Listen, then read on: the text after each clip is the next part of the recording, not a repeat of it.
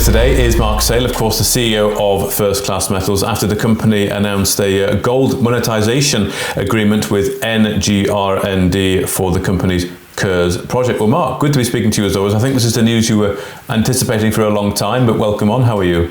I'm relieved now that it's out in the open. I mean, there's been a lot of speculation, and this deal's taken a year of my time to bring to this point. Really? Yeah, we've got a legally binding agreement following on from the LOI, and yes, we're working towards closing now, where we will be able to put out all the facts and figures and the monetary aspect of it, which I'm sure is what everyone's really interested in.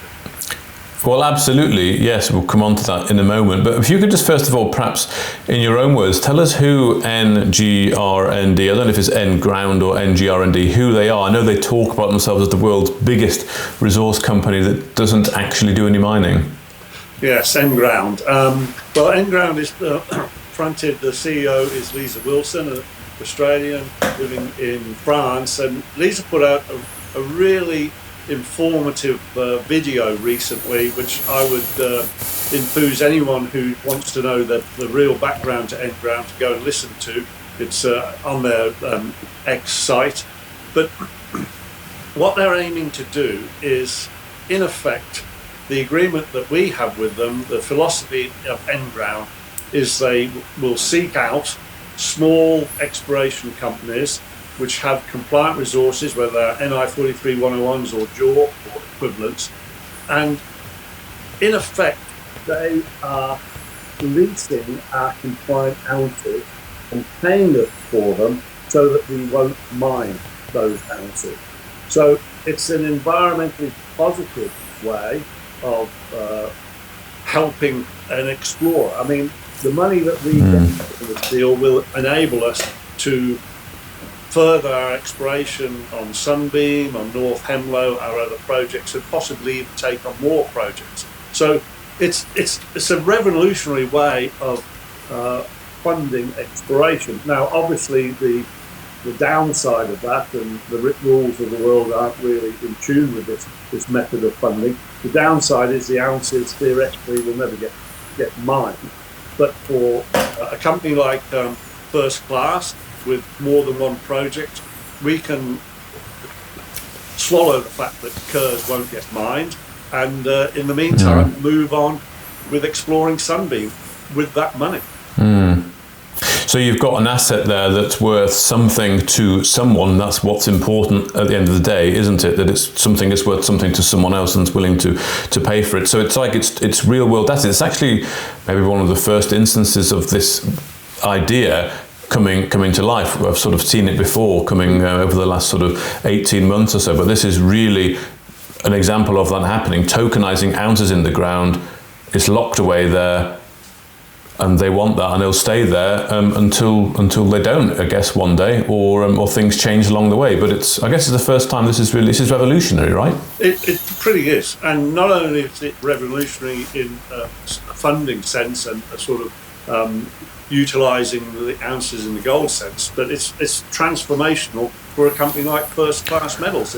It really is. Sure. I mean, and there's sort of several wins to it as well, Mark, is because part of the agreement is their ability to explore, shall we say, ESG concepts like carbon capture on the ground. Like we give them access to our mining claims so that they can look at this and alternative energy sources. So not only is the environment winning from a non-mining point of view, but potentially it's also winning from other avenues of conservation.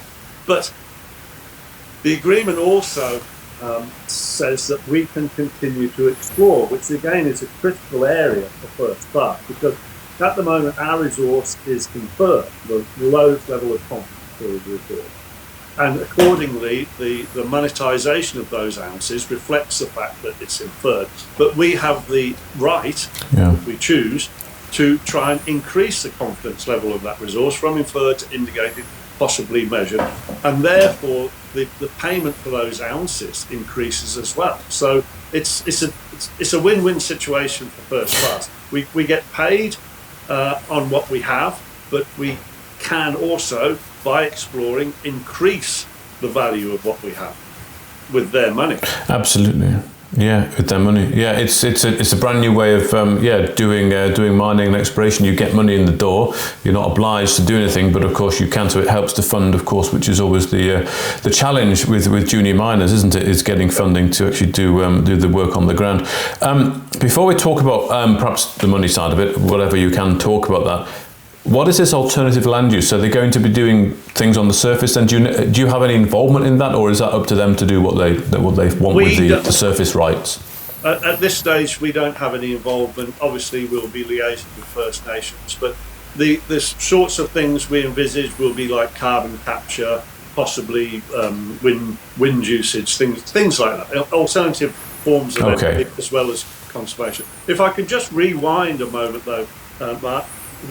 We are obliged to keep the property in good standing, obviously. Now, and there again, the way you keep a property in good standing in Canada is to spend money on it. You have to, otherwise you can forfeit the property.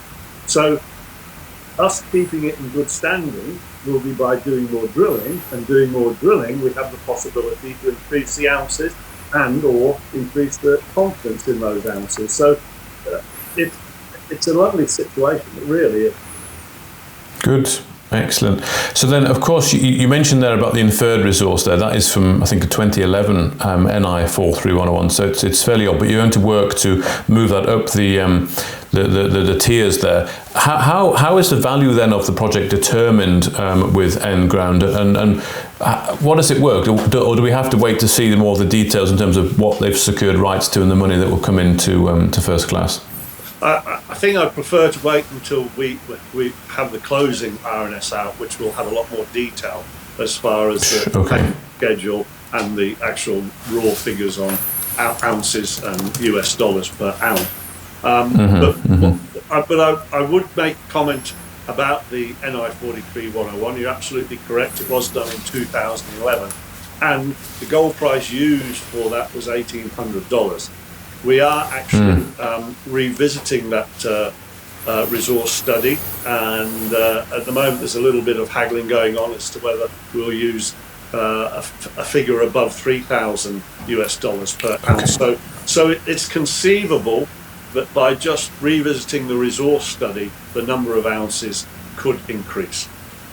Okay. So what happens sort of now then in the sort of month period before that closing RNS? Is it due diligence on both sides? Well, obviously the due diligence has been done to an extent that the NI 43101 was the due diligence. But yes, there are due diligence items like MLAS searches to make sure that the claims are registered in the name of First Class Metals Canada. Pretty basic things like that. Nothing that I believe would upset the closing, but just crossing T's and I dotting. Okay, that makes sense.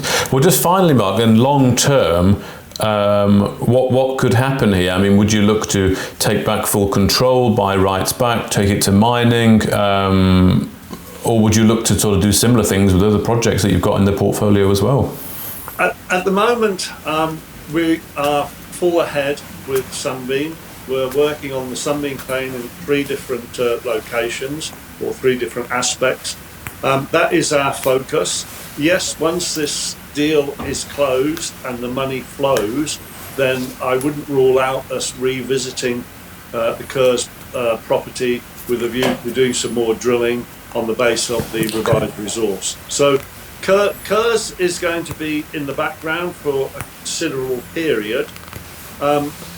Whilst the revenue stream isn't infinite, it will be significant to us, and it will be non-dilutive, of course. Good. Well, I look forward to discussing that closing RNS when it comes up. We can really see the money there, and then talk about what you're going to do with it. For now, Marc Sale, thank you very much for your time. Yeah, thank you, Mark. Look forward to it.